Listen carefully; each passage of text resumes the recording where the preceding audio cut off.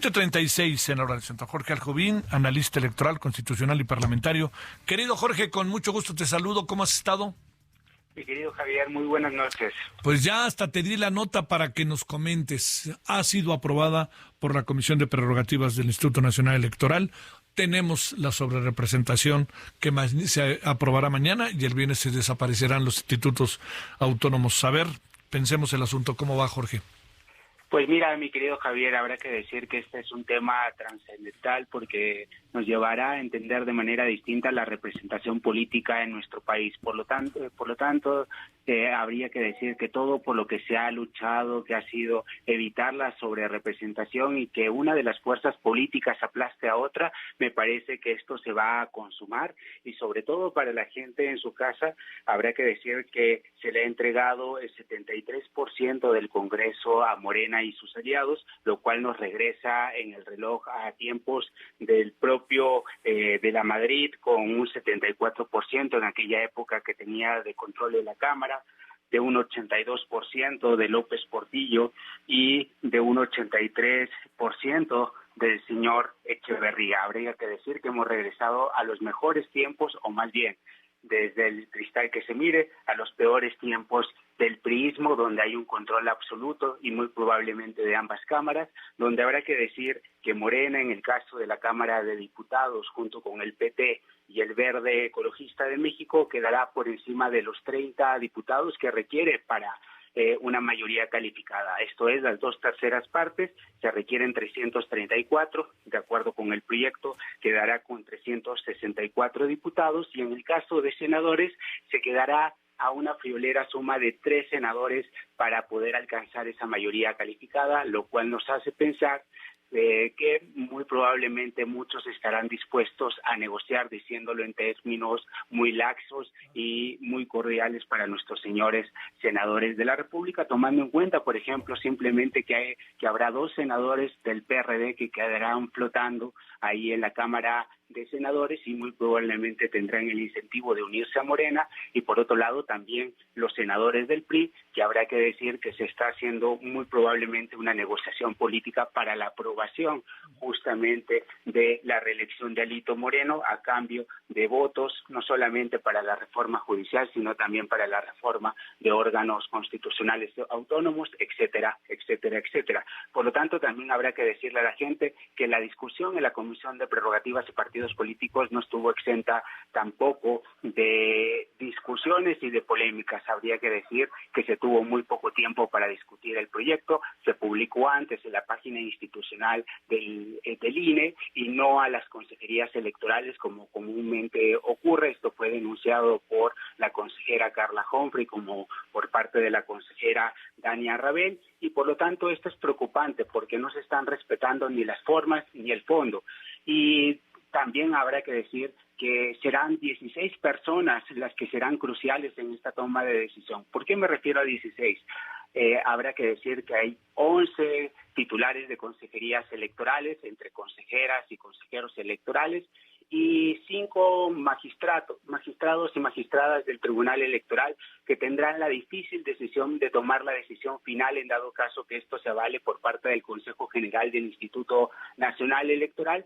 Y en este sentido la ruta procesal será la interposición, la presentación de un recurso de reconsideración que una vez que apruebe el Consejo General del INE se tendrán 48 horas para poder presentarlo y posteriormente el tribunal resolverá en un tiempo récord, en 3 días, porque el recurso de reconsideración, de acuerdo con nuestra legislación electoral, debe de quedar resuelto 3 días antes de que se instale la Cámara de Diputados y de Senadores. Esto es, deberá ocurrir esta resolución el día 28 de agosto porque la Cámara se instala el último día del mes de agosto. Por lo tanto, tendremos un clima muy tenso. Si bien pues el resultado de la elección, muchos dirán que el pueblo le dio ese poder y ese el mandato a Morena y a sus aliados, también habrá que decir que esto no es tal porque hay 2 posiciones. Por un lado, la lectura irrestricta del artículo 54, fracción quinta, que es la que reclama el gobierno federal,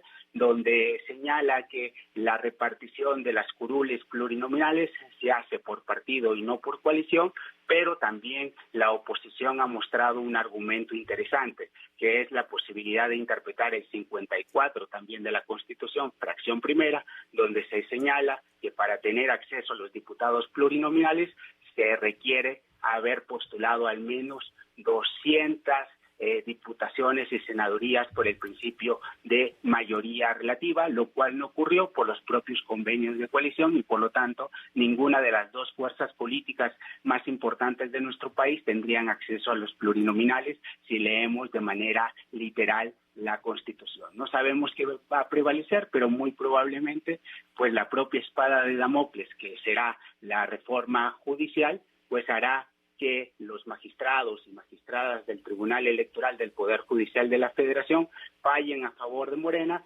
tomando como parámetro esta enorme zanahoria e incentivo que tienen enfrente, que es la posibilidad de extender su mandato hacia el año 2027.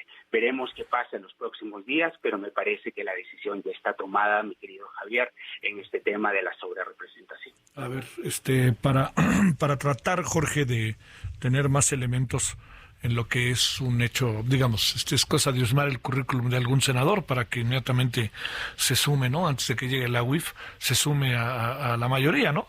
Pero la pregunta que aquí uno se hace, significa, porque, digamos, el Partido Verde es una broma, ¿no? Pero ahí está. Pero el Partido del Trabajo nunca ha dejado de manifestar su apoyo a López Obrador. Eso es muy importante. El Verde antes era de uno, ahora es de otro, y a lo mejor en el 30 es de otro, ¿no? Ya sabes que eso es así. Pero a lo que me refiero es que de aquí a estas fechas, al 27 y al 30, sobre todo el 27, quiere decir que tienen 3 años para hacer lo que, no lo digo tan peyorativamente, pero lo que quieren para su proyecto sin necesidad de discutirlo con nadie. Efectivamente, lo que significa la mayoría calificada es la posibilidad de llevar a cabo reformas constitucionales, porque de acuerdo con el artículo 135 de nuestra Constitución, se requiere lo siguiente para reformar la Constitución.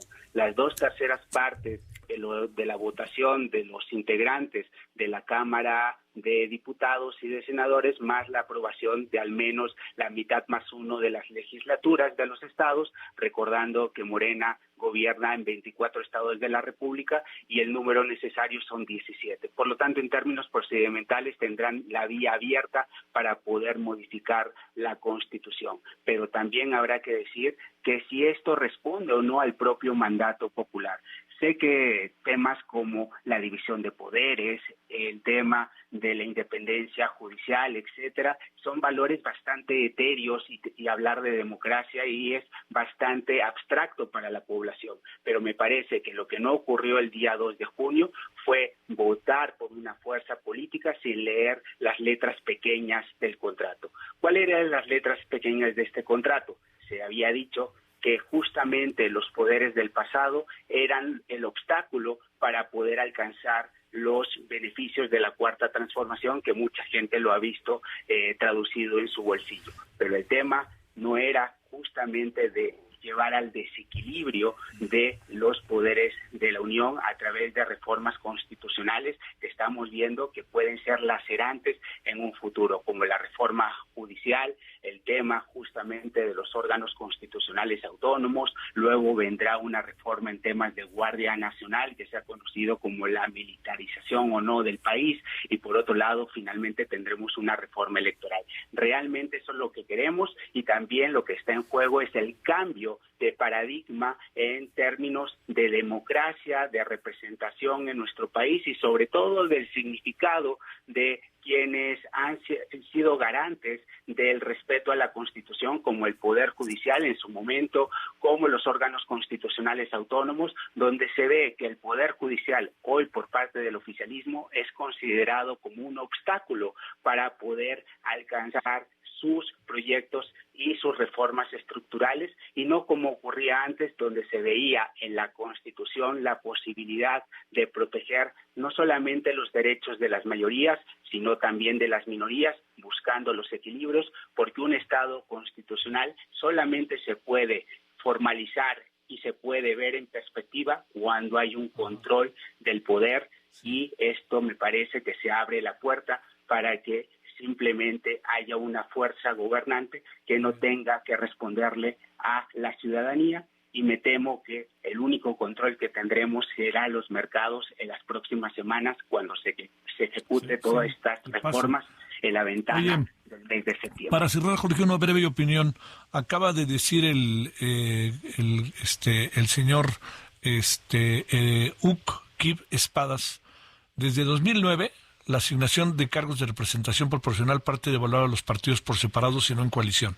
¿Es así?